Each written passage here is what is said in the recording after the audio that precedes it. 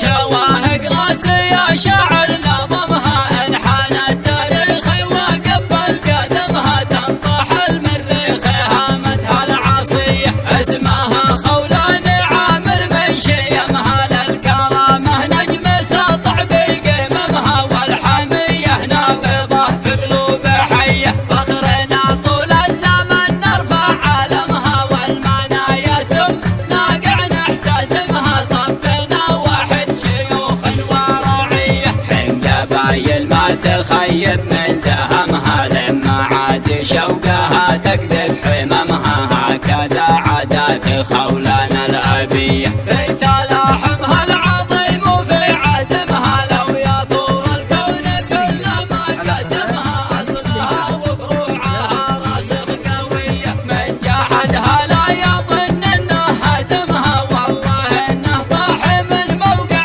كرمها فالمذلة عاش مجهول الهوية والقبيلة ذات قصعر وقدمها عوس ما كلها تفرط في قيمها كم ضماير ميتة فجسد حية كل ديرة عزمها واضح باسمها والمعارك شاهدة للي حسمها واكتسح ميدانها صبح وعشية من شواهق راسية شعر نظمها انحان التاريخ وقبل قدمها تنطح المريخ هامتها العاصية اسمها خولان عامر من شيمها للكرامة نجم ساطع في قممها والحمية نابضة في قلوب حية فخرنا طول الزمن نرفع علمها والمنايا سم ناقع نحتزمها صفنا واحد شيوخ ورعية حين قبايل ما تخيب من زهمها لما عاد شوقها تقذف حممها هكذا عادات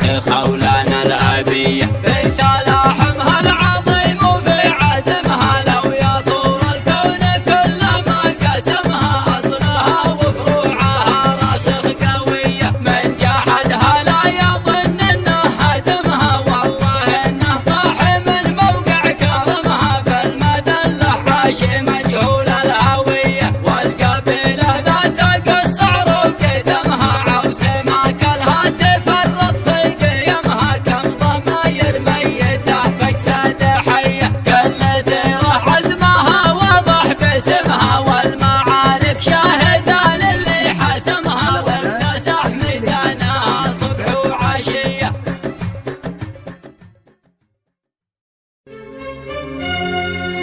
حصريا على قناة علي سليمان.